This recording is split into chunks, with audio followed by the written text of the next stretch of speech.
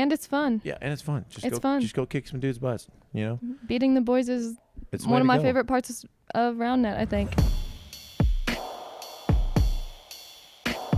What's up, everybody? Today is a podcast unlike any other, and that is because we're in the presence of a world #1 player.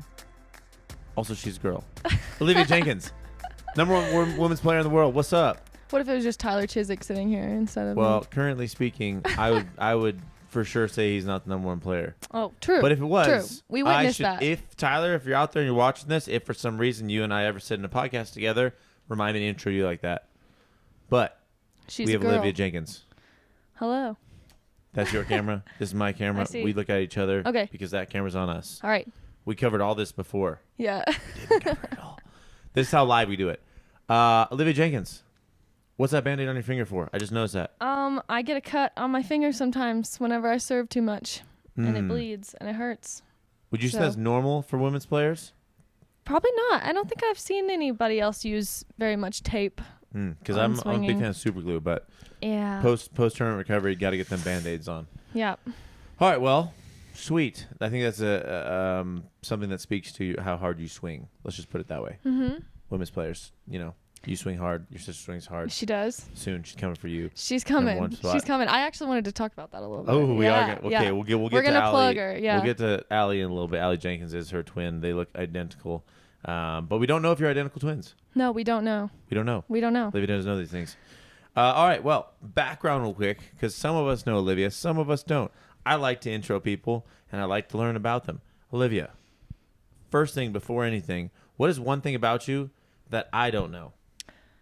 Oh, gosh. It could be that you have like 6 toes, and I just haven't noticed this whole time. I do not have 6 toes, Bummer. but I am legally blind. Did you know that? Legally blind. Legally blind without contacts or glasses. So, like, this is something I did not know, folks. This is blowing my brain. Legally blind being so you don't have contacts in. Let's say I'm holding up like 2 fingers. Could you see 2 fingers? I would not be able to see that right there. You could not see 2. No. If it had a better background, if we held up the if burrito. it's like that, if it's like on this, you could see it yeah. there. Yeah, I can see the differences of colors, but they're big blobs, and it depends on how close it is. But, yeah, from right there, probably not. Olivia Jenkins, legally blind. Crazy stuff. Roundnet-wise, because that's what people hear usually. Yes. People do love our random Ragamaroo segment as well. But before all that, Roundnet-wise, how long have you been playing first? I was going to ask you more questions like I always do, but I was like, nope, not today. Well, I actually started playing when I was in high school on a Gator Ball set. Oh. So, yeah, do you know the Gator Ball set? I do know Gator Ball. Yeah. The Gator Ball Slammo. Yep. There's Spider Ball or something. I think Gator Ball is one of the lowest Gator Ball's, rankings of I think there's only 4 ball. legs on Gator Ball. Yep. Yeah. Yeah. So I started playing on that, and then I stopped for a while. And then when I got to college, I actually met Clark Marshall, and he's the one that introduced me to competitive Roundnet and told me to stop swinging like a volleyball swing and, taught me how to get better. So Right, become a Roundnet athlete. Yeah. Yeah. So you started on Gator Ball, went to Spike Ball, never went back? No. Okay. Has Gator Ball contacted you and said, hey, no, but if they want to, then I'm down. if you want me to play your game, come Gator Ball National Championships. Here we go, 2021. Yeah. Okay, so Spike Ball, high school was your first experience with Roundnet, I guess we call it, because that's a sport. Yeah. Roundnet, Spike Ball, and that was when, sorry, that you met Clark and started kind of training up? When I met him, it was probably 2017, the end of 2017, early 2018. And that's pretty recent, because I know when I first ever saw you, I'm trying to think of when it was. It had to have been last year, 2019. Yeah, but I know, but there was a time. 2018. I played Nashville co-ed, and you played with Julie Hazelton, and I played with Clark. Was it? Yeah, Do it you was Clark. remember? Because I remember you being pretty good, but you weren't like OJ Jenkins as you are today. What time span / what did you do that really propelled you to the top of women's Roundnet? Because, I mean, there are a lot of stud athletes who are within the sport. I know numbers aren't as vast as men's, but, I mean, the women that are in it are highly competitive, highly skilled, and just absolute athletes in general. Yeah. But, what for you, what time period, when did you, commit to it, and then what did you do to get to the top? Well, actually, I would say that tournament that we just talked about, Nashville co-ed, Clark and I somehow pulled out a win on Dilly Dally in pool play. So that made us the 3 seed, I believe. So then we got an easy semifinal game, and so we were able to get second at that tournament. And I was like, hey, like this could be fun. Not too bad. I got on a podium with some really, really great players. So I think that's when we decided to start really grinding and trying to improve all of our aspects of our game, you know. The game. That wasn't your first tournament though, right? No. What was your first like ever official spike ball? Even if it wasn't official SRA, but what was your first tournament you like traveled to? Olivia Jenkins and I played in Atlanta in 2018, and we played in the intermediate division. How'd you guys do? We lost pretty early. Pretty got early. Smacked, Yeah, we got Did smacked. you go into it thinking that you were like, hey, we're pretty good? Yeah. Like most everyone does? Well, we had because Allie Kaufman-Rogers and Becca Graham had gotten in touch with us because they had seen some videos of us that I think Clark posted on Instagram, and they were like, hey, you guys should come out to a tournament. So we were like, ooh, we might be good, and then we went and got wrecked. So that wasn't very fun. But yeah, I guess that was our turning point to competitive Roundnet. And then Nashville, and then the rest kind of history. But I know you draw a lot of inspiration from Clark. But just getting into the skill side of things, for you, what was the most difficult thing to improve upon? But then also, what do you value most? Because I know obviously you're known for serve ball. You know, for women's players, I mean, you could ace most premier-ish and down level dudes like pretty regularly, probably as much as most any pro player dude would do. But what for you is like the most difficult thing? But then also, I mean, serve ball wise, elaborate on that after we talk about what the hardest skill for you is and was. Well, obviously, I'm still learning how to play defense. Right. I think we all are. Yeah. Yeah, nobody really knows. But yeah, so definitely defense is something that I've struggled with. And then I would say talking about serve ball, I feel like when I learned how to, you know, start getting some better serves, it helped me all over in my game because I just learned how to be more fluid with my touches, and it honestly even helped like ball control for some reason with me. Maybe it was a confidence thing. Yeah. I don't know, but yeah. But also just focusing in and getting that timing down, getting that position in your hand. For sure. I feel like it's just a minute area of like success. You know, you could hit one on your, you know, these 3 fingers, and then all of a sudden you hit an inch and a half down and the ball goes 5 feet off the net. Yeah. So you definitely have to hone in and do that. So definitely. Would you say Preston Buy is in Denver telling you not to fuego at all helped you with your serve I game didn't at all? Fuego in Denver. No, you hit a backhand potentially. I did. There was something. I did. There was some kind of serve. And speaking of your shirt, fuego. There was a serve or two where I was like, don't do that. And I specifically remember it was like 2 in the morning or whatever it was in the hallway. I was like, don't do that. Yeah. And you were like, really? And I was like, well, you know, it's not the worst. It's just not the best. But I was just going to shamelessly plug myself. Well, Preston was coaching at that volleyball tournament, and I was playing at that volleyball tournament. And we met up at like 2 a.m. And we played with Marlon and Kayla, right? Yeah, in the hallways. Yeah, and I had a weird, like, gross backhand, and he was like, cut that out. Yeah. But yeah. No, I can't take much credit. That was like one night. But no, I mean, for me, it's fun to see you develop because obviously I was at that tournament in Nashville. And now that you mentioned, I do remember Dilly Dye losing, and I was like, and I was playing with Jordy that day. Was Julie. 2018 in Nashville, not I was in Lancaster. Yeah, and I remember telling Julie, I was like, hey, we can freaking do this, you know. And we ended up being third, but no, that was a fun day. But obviously seeing you now, like even last year in 2019 co-ed nationals, we played together, and I felt just as confident as I do. You know, playing with Caleb in a men's tournament, going into that co-ed tournament, I felt like there was no one that could touch us. But for a lot of women out there, I mean, I at this point, I'd say you can hang with the guys. For me, and this is just my take, and then you can elaborate, I feel like confidence is key. I feel like knowing you can. I feel like there's a lot of women's players today, you know, Jordy, Tori, whatever, who could and can play with men. But sometimes, you know, it's like they either kind of slack off a little bit in the confidence thing and kind of let it go by. Like, it's no big deal. But what's your biggest key for women out there who do want to grow? And even just for young players in general who want to grow? Because I feel like at this point, like, I mean, I'd put you in like top 50 rankings overall without even thinking about it. You know, I haven't thought about it, but that was me not thinking about it. I put you in. But like, what would you say to newer players, new women's players, just anybody out there? Well, yeah, confidence is definitely a key, but I feel like where I got better was watching the guys play and trying to take from their game and implement it in mine. So I would like watch a guy serve and try and, completely mimic his arm swing, because I just obviously watching a men's game versus a women's game, you just see how much more effective a men's a man's serve is than a woman's. So maybe that.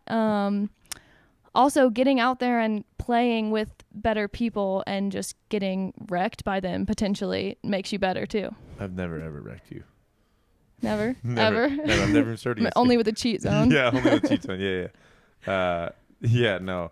But something I was going to touch on, and I thought of when you were talking, was I've had girls come up to me, I can't hit a cut serve, I can't do this. But Jordy probably has the smallest hands in the game. Tiny. I've heard that excuse, Tiny. and you probably have pretty large pretty hands, big hands. pretty large hands. But something for just younger players and women especially coming into the game, I think women can do anything guys can do. Obviously, sure, there's the power difference. Like men just have more muscle naturally. Sure, whatever that whole side of it. Yeah. But I don't know. I really want to make this podcast be clear to women and for you to make it, for them to step up, and make that move to challenge men. Because I think Roundnet is one of those sports where, being technically skilled is almost more at this point important than being athletically just naturally gifted. I agree with that for sure. Yeah. Ranking 1 through 5, what do you think is the building blocks of a pro type Roundnet repertoire in your game? Serving, setting, defense, hitting, and then serve receive. Well, I'd say right now you just have to start with, let's start with serve receive, because if you can't serve receive, you're gonna lose. I feel like. Major keys. Any tips for people? Well, we've been talking about serve receive this week a little bit. But I think going back to the confidence thing, you just have to stand in there and know that you're going to get a touch on that ball. No matter where it is, you're going to have to try your hardest. But yeah, I would say after that, serving, just because it's such a serve heavy game right now. Let's go ball control next, just because, you got to help your partner out any way you can. And plus consistency is key. It's everything. Consistency is key. Hitting is something that women struggle with, I feel like, me included. I get dug way more than the average men's player, I feel like, and that's something that I really want to fix in my game so that I can help my 1-2-3 percentage, my percentage, yeah. And then I guess setting falls under ball control, so I guess 5 would be defense, right? Just because it's Which such a serve heavy game. Yeah. But in women's, I hate that. Yeah. In women's though, do you think defense? See, for me in men's, I don't think defense is ever going to catch up. Yeah. With how women's hitting is nowadays, do you think women's defense could catch up more so than men's, or do you think women are just going to master hitting sooner than later? Because I think they're going to follow the same trends, and hitting's going to be OP sooner or later. But defense wise, I think it's at this point. 2 years ago we were watching women's at camp, and we were like, "Yo, women's is it's where it's at." Yeah. Because there was defense, and yeah. Do you think it's kind of hit that trend now where hitting's more or less OP and defense is kind of not needed as much? Maybe. It's hard for me to say because 2019 I played less than 0 defense. And Tori played a lot. Yeah. Thanks. Well, you also had Tori on your team. Yeah, I had Tori on my team. She cleaned up some defense for me. But yeah, so I think hitting for me was really good last year because I didn't know how to play defense at all. But I feel like maybe if I went and played against some women's teams now, I might be able to defend a little bit better. So I do think that hitting is obviously a little bit less effective on the women's side, but I do think that it will catch up. Yeah. Sweet. For sure. Spreading the love out of America, because I know we only talk about usually U.S. players. If there was a Worlds this year, what regions, who in particular do you think would take? I think U.S. would take one. U.S. I'm just going to fill that out for you because you and whoever would win. But besides that, who do you think would have been the top 5, just individual wise? Top 5. And do you think there would have been any Canadian teams? I mean, I don't know if I you've hope been to I Europe can name at all. 5. But who do you think would have been top 5 at Worlds? Just in your case, because like in my mind, I'm thinking of some people that would be kind of fun. U.S. And then I think Canada takes second. You could do individual teams too. Individual teams like Overkill. As in like bow body, like whoever you want. Oh, doesn't have to just be U.S. I was just throwing out the Canada thing because I think there's potentially a top 5 or 2 teams there. Okay. So I think bow body might take it this year. Even with VACA being there. I think that I don't know how much Becca Graham is playing right now, but I think VACA she's been hurt though for a bit. Has she? I think so. Oh, something with her knee or something. Dang, ACL. She had ACL surgery a while ago maybe, too. Yeah. I think VACA still takes second just because Jordy is a baller and she's been playing so much up there in Canada. And then the Canadian team Overkill, maybe, if Nancy's going to play again, I think they could take third. This no? I said, ooh. This is why I mentioned Canada, because I just want to spread a little love out there, because I think the women's teams is where they shine, you know. I just know Jordy has said that they've been playing so much out there. Right. So, the girls are just grinding and getting so much better. And I hope there are some Canadian teams that I don't even know about that are, could potentially take a podium. But I do know that there's a girl over in the UK named Ruth. Yeah, Ruth. So, she's out in London or Wales or something. Yeah. England. I don't know. But somewhere. going back, I feel like 4th place could go to Trio. Yeah.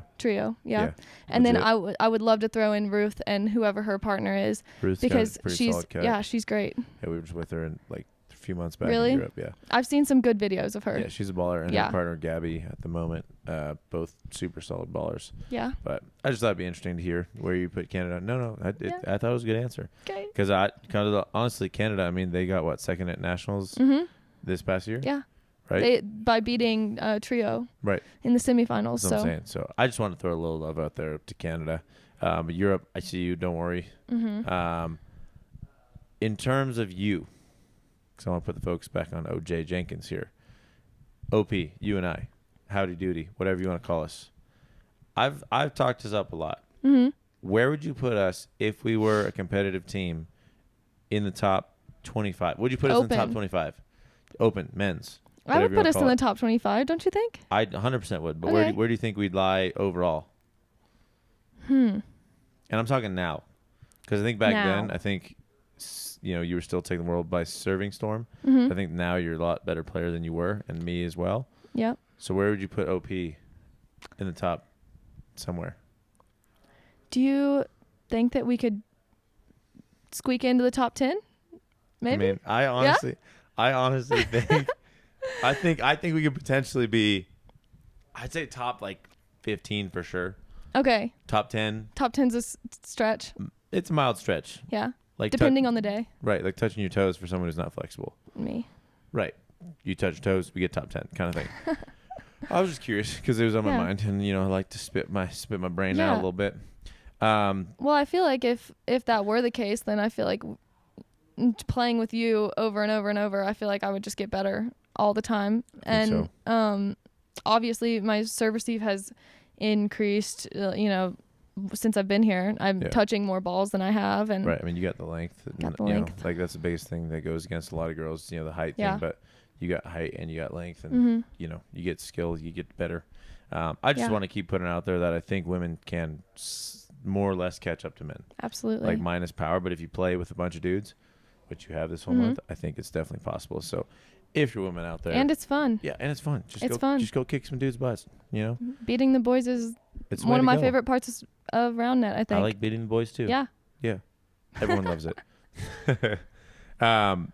Moving a little bit more forward and onward. Where do you see yourself in terms of the next 2-3 years? Do you think you'll still remain on top? Are you going to put the effort to be on top? Are you going to take a little side spin and maybe train up Allie, and then maybe twins are on top? Or what's What's your longevity of spike ball like look like for the next few years? Are you gonna keep playing? Are you gonna keep going? Because I know a lot of women, you know, they look up to you and they're like, Olivia. Mm-hmm. You know, I know for most of us top players, we're always like, I don't know, but I just want to see where your head's at. Yeah. Well, I do think I'll keep playing for a few more years since I mean, last year was kind of my first competitive season. And I had tons of fun. And then this year kind of got flushed down the toilet. Yeah, kind of. So definitely want another year, if not two or more. Gotta go Worlds.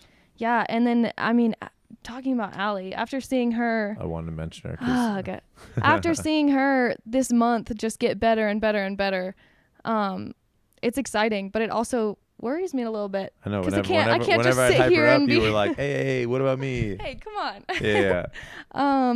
But yeah, it's fun to see that, you know, she swings harder than me. That's for sure. And it's going to be interesting to see. Thing. Yeah, we don't know. We'll see how her shoulder holds up. We don't know yet. Her elbow, her shoulder. Yeah. But yeah, I think I will keep playing for a little while. I do want to move into a little bit more of the open side and not just stay on the women's side. But yeah, I don't know. You don't know? I don't know. What do you think? Because I know for the past few years, also shout out to Allie. Shout out to Allie Jenkins. You already know that. She's awesome. We could talk about you all day, but this is about Olivia. You're like,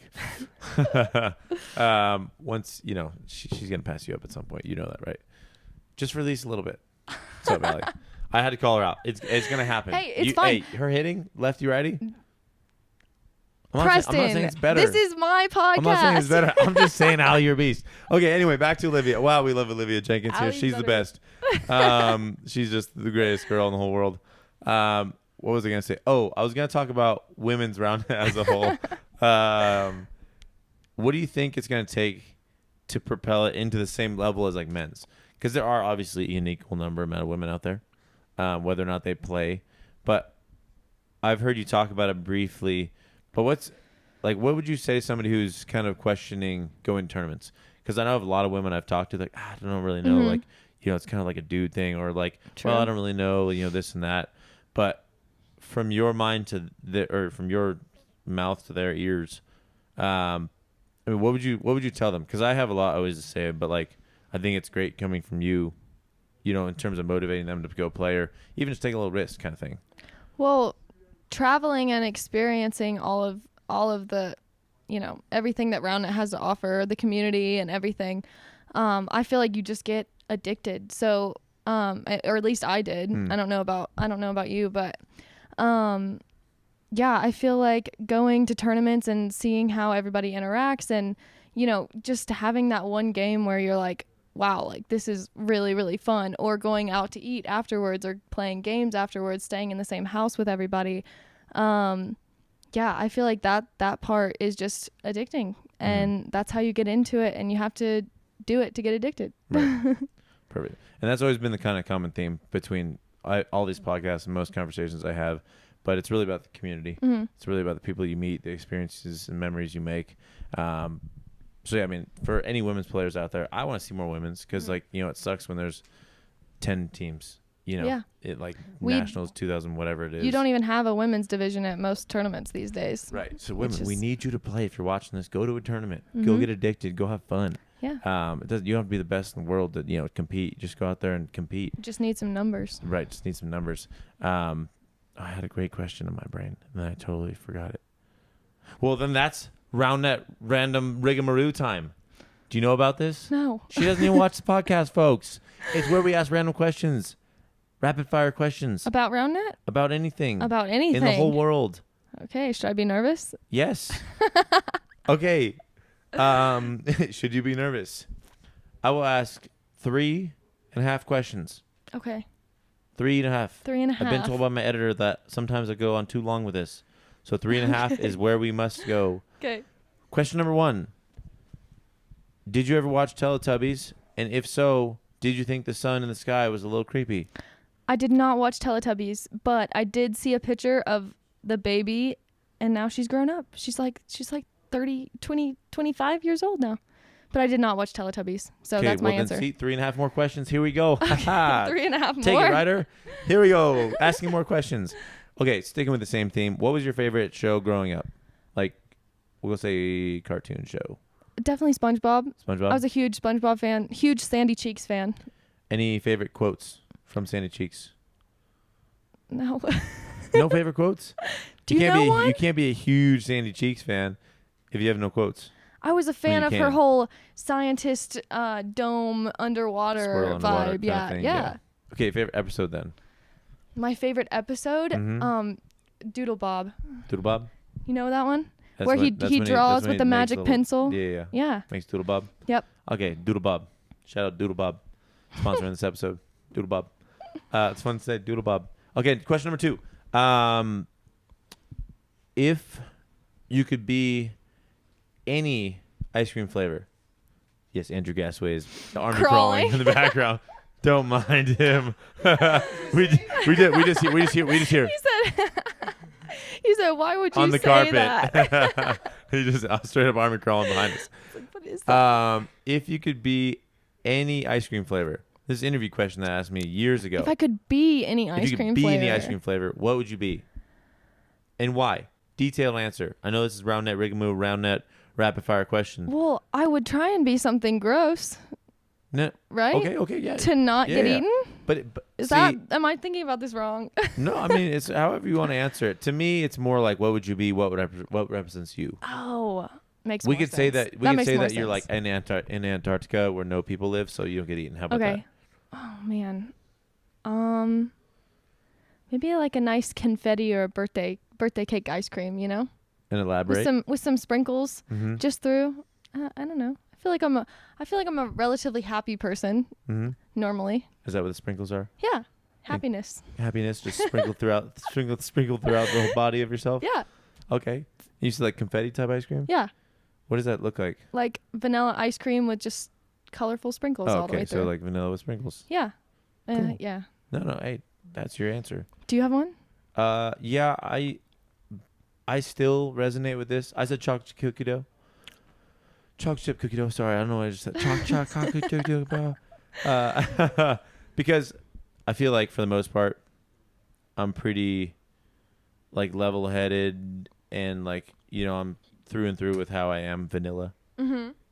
I see. like what you're gonna get with me. Okay.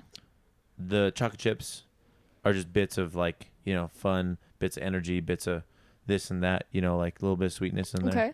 And then the cookie dough, I think, is what makes me a little bit different than most people, whether or not it's good or bad. Because some people don't like cookie dough. Okay. I'm totally fine with that.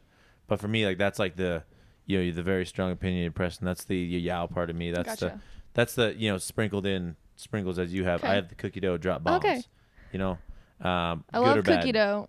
Don't know if I love the Preston. No, I'm just kidding. Just Hey, kidding. no, it's okay. I already talk crap on you. You talk crap on me. Oh, true. Yeah, I should say so. Okay, that was 2 questions. Yeah. That means we have 1.5 One left. and a half. And then we have to get on with the show. What's a half? If I always ask one if you're big or small, but can't ask that. You guys were going to comment that. Also, comment some questions that I can ask people in the future. If you have some crazy questions, I will happily ask them. You're a volleyball player, right? Mm-hmm. So Was. the real question is, if you could be a coal miner, or you drive a train and have to shovel coal into the little train thing, make the fires Okay. boom boom. Okay. Both coal oriented. Which one would you rather be? Which one would you rather be? Coal miner who mines coal, or a dude on the train who has to be all sooty and scoop the coal? I would be the dude on the train, because you're making something run. I feel like, Yeah, but also if you're mining the coal, you literally make the whole world run. Good point. But you're you get also an a coal miner. immediate, yeah. Okay, so you'd be a train conductor dude who has to scoop coal. Yeah. Okay. I know that had to do with volleyball, so I just wanted to make sure that was Yeah. that was your answer. Okay, a last little question, confused. which is only half question. Half question. Are you ready for this? Yes. If you found yourself on planet Mars and you picked up a stethoscope,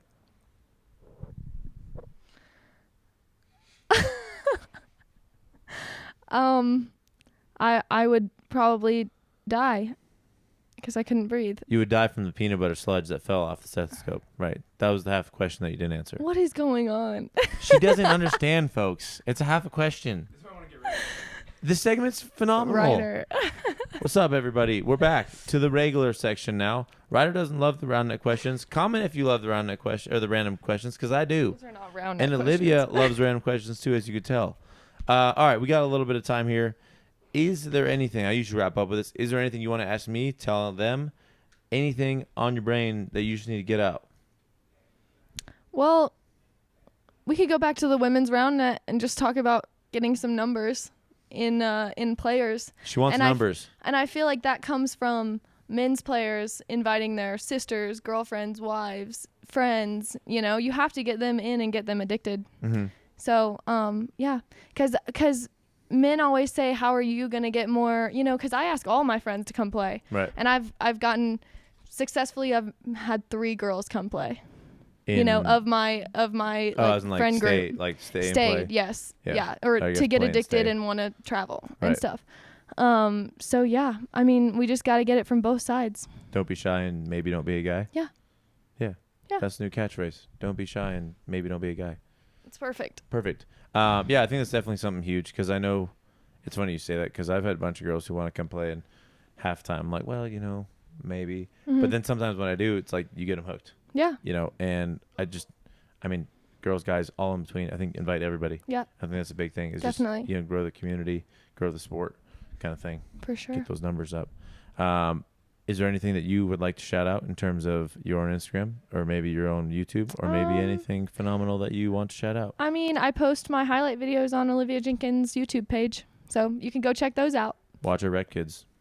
They're fun. Yeah, they are fun. Good songs. High quality songs. Yeah. All right. Anything else? Any questions? Anything? How'd you get these big old things in your knees here? Do we have to talk about Well, that? you brought them in screen, and now I guarantee you somebody's like, oh my gosh, what happened to her knee? We have to talk about it. We were playing Fugitive last night, or 2 nights ago, and I busted it off of a curb. Full dead sprint down the street, and I just fell off of a curb. It's the first time I've fallen on asphalt since I was probably like 7. I'll have you know I heard the smack. You did? I was lying in the grass maybe 20 feet away. You're so bad. I heard the smack. This too. I'll also have you know I did not move a muscle because I wasn't about to give him my position. Only because... Actually, you want to know? I didn't get caught because of the fall. I know. I did not. I kept going. I saw you, Michael, run off afterwards. Yeah. And I was like, dang, she's going. She's cute. And then I looked down and I had blood coming down my leg. The only reason I didn't help her was because I saw 3 other people run to her aid right away. Yep. 2 of them were out, so I was like, they're the main homies. They're going to help her. Yep. I guess we'll talk about HTR Spike House real quick. Oh, okay. How's this experience been for you? Because I always ask everyone on here because we're in the Spike House. Obviously, we're talking about HTR or whatever. But how's this experience been for you, and maybe the most fun thing that you can remember to share? Because everyone's always asked me, like, what's going on in Spike House? And I'll give a little insight, and then we can end it, and then we can and all that fun stuff. Well, I have heard this on a few other podcasts, but it's just been really fun to wake up and be with a bunch of people who just enjoy sports and enjoy playing games and enjoy just having a good time from the moment you wake up until you go to bed, you know?